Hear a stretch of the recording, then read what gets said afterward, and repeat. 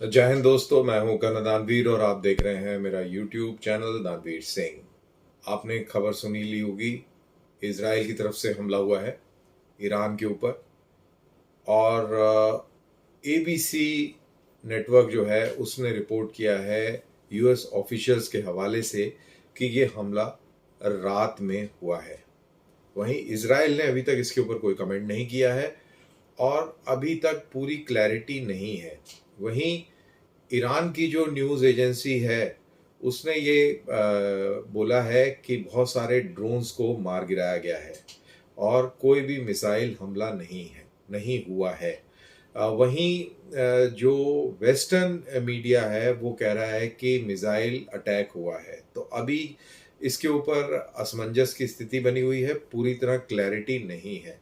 लेकिन ये हमें समझना बहुत ज़रूरी है और जैसा मैंने आपको पिछले वीडियो में भी कहा था कि इज़राइल की तरफ से रिटेलिएशन ज़रूर होगा, क्योंकि आइडियोलॉजिकल स्टेट्स हैं, थियोलॉजिकल स्टेट्स हैं, इनके कंपल्शंस होते हैं और ये किसी भी हालत में चुपचाप बैठने वाले नहीं हैं, क्योंकि ये इनके अस्तित्व के लिए, वजूद के लिए घातक है, हानिकारक है।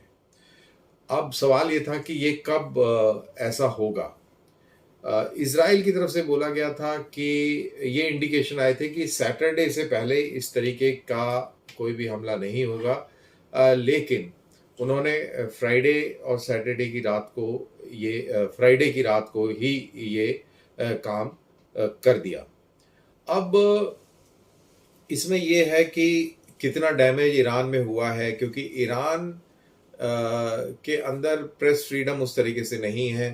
तो क्या असली सूरत हाल है वहाँ पर, ग्राउंड सिचुएशन है, क्या नुकसान हुआ है, इसका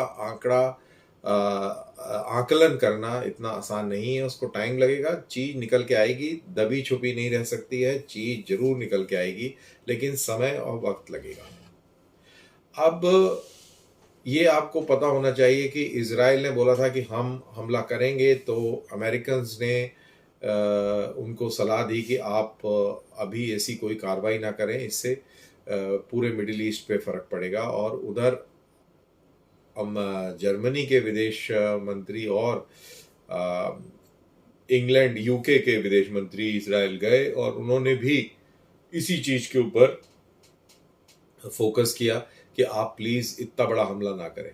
तो कहीं ना कहीं से ये संकेत भी आया इज़राइल की तरफ से कि हम इस तरीके का हमला नहीं करेंगे जिससे सिचुएशन इतनी गंभीर हो जाए कि हमारे जो एलाइज हैं उनके उस पर फर्क पड़े।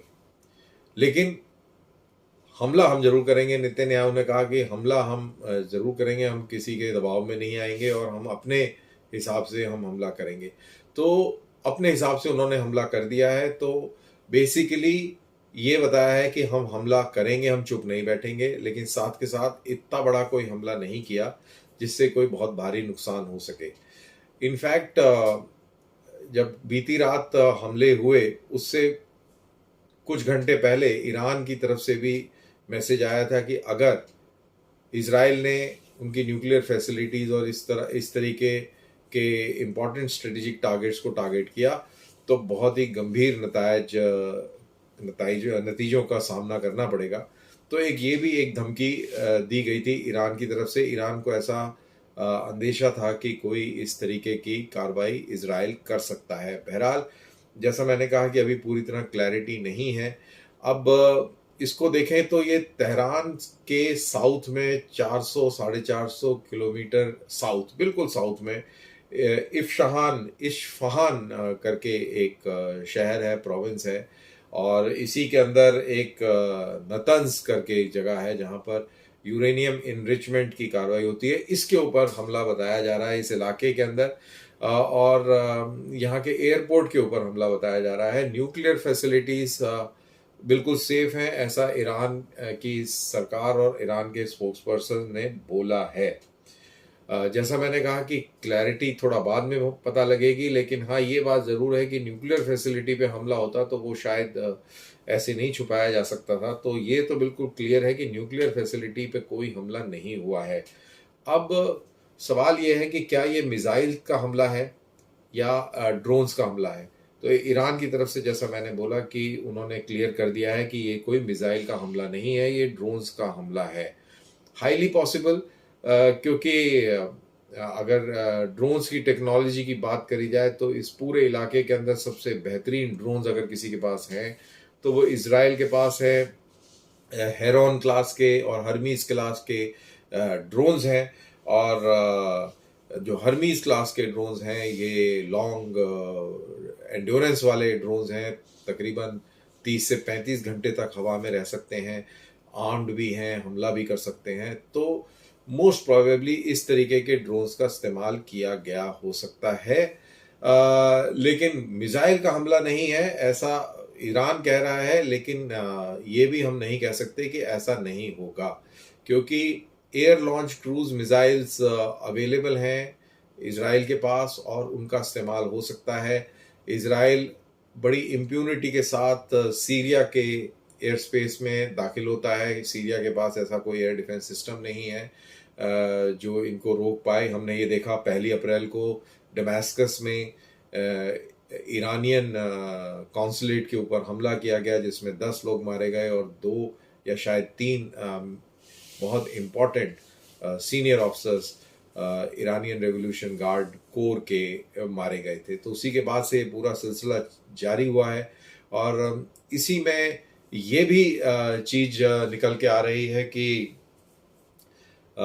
ईरान के ऊपर खतरा था कि ये हमले होंगे और ये कभी भी हो सकते हैं। तो उन्होंने अपने जो एसेट्स हैं उनको छितर बितर करना शुरू कर दिया था। ईरान के अंदर भी उन्होंने जो एसेट्स थे उनको दूर दूर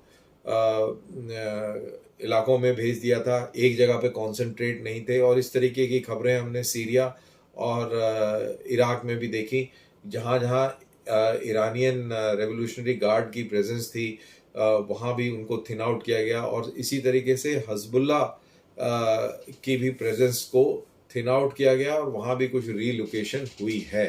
तो ये एक फियर तो था जहाँ तक ईरान का सवाल है। और बहरहाल तो ये एक बहुत बड़ी मेजर घटना हुई है, लेकिन बहुत मेजर हादसा नहीं हुआ है। और जो मेरे को जो समझ में आता है नक्शा देखकर कि ये जो हमला हुआ है ये सीरिया और इराक की एयर स्पेसेस का इस्तेमाल करते हुए हुआ है। और एक और बड़ी इंटरेस्टिंग खबर ये भी निकल के आई है कि आपके जब ये ईरान ने हमला किया था, तकरीबन 300 ड्रोन्स और मिसाइल्स का हमला इजराइल के ऊपर किया था। खबर ये है कि जॉर्डन की एयरफोर्स ने पुरजोर मदद करी इजरायली एयरफोर्स की इन आने वाली मिसाइल्स और ड्रोन्स को मार गिराने में।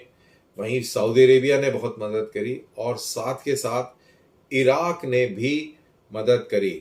अब ये इराक ने मदद और सऊदी अरेबिया की मदद जो हुई है वो खुल के बाहर नहीं आई, बट ये एक इम्पॉर्टेंट पीस ऑफ इंफॉर्मेशन है।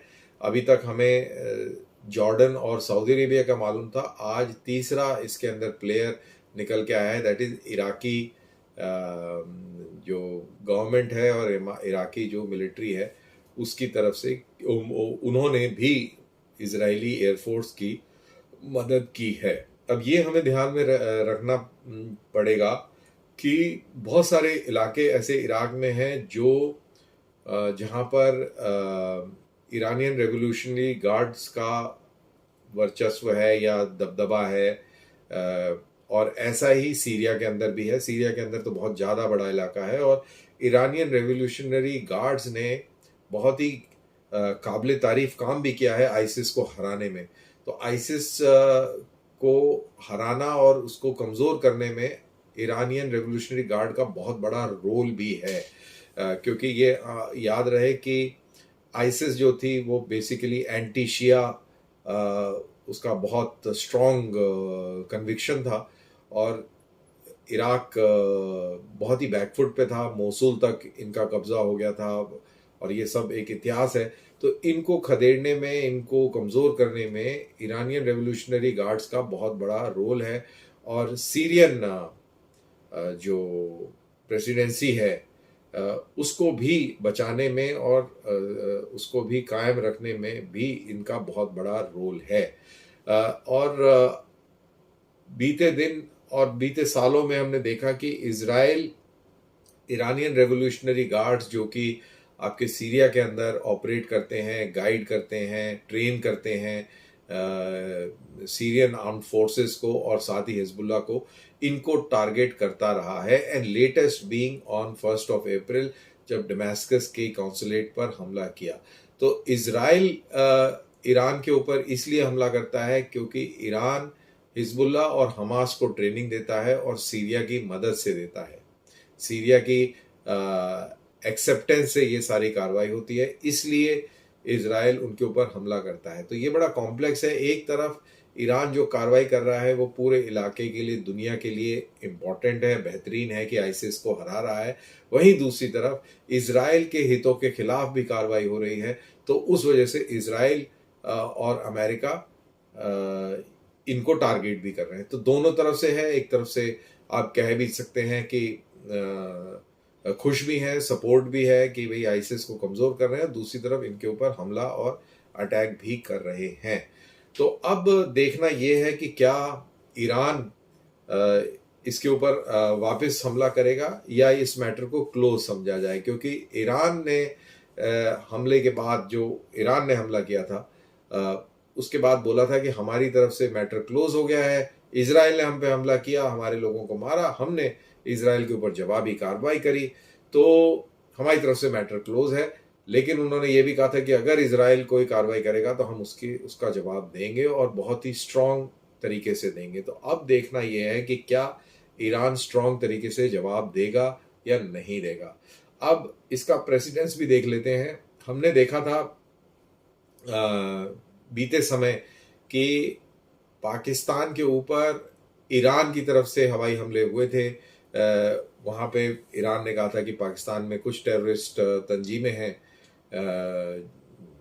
जंदुल्ला करके खास तौर से, जो वहाँ से ऑपरेट करती है और ईरानियन हित को टारगेट करती है। तो उसके बेसिस को, उसके हाइडआउट्स को ईरानियन एयरफोर्स ने, ईरानियन मिसाइल्स ने टारगेट किया था और इसकी जवाबी कार्रवाई में पाकिस्तान की एयरफोर्स ने जवाबी कार्रवाई करी और ईरान के अंदर कुछ ठिकानों पर बमबारी करी। और उसके बाद दोनों तरफ से मामला शांत हो गया, ठंडा हो गया कि भाई तो हमने किया, फिर तुमने भी कर दिया, दोनों बराबर हो गई। तो क्या ये फॉर्मूला इजराइल के साथ लगेगा, ये देखने में कुछ दिनों में देखने को मिलेगा। और ये भी देखने को मिलेगा कि इजराइल का ये हमला ईरान के ऊपर सफल रहा या सफल नहीं रहा। बट इंटरेस्टिंग बात यह है कि अभी तक इजराइल ने इस चीज को एक्नॉलेज नहीं किया है कि उन्होंने कोई हमला किया है। तो जब तक पूरी तरह क्लैरिटी नहीं हो जाती तब तक इसके ऊपर बहुत ही कोई स्ट्रांगली कुछ बात कहना मुनासिब नहीं होगा। तो वेट करते हैं पूरी क्लैरिटी आने में, और फिर जब पूरी क्लैरिटी आएगी तो फिर इसके ऊपर डिटेल में बातचीत होगी। तो इसी के साथ दीजिए मुझे इजाज़त। जय हिंद।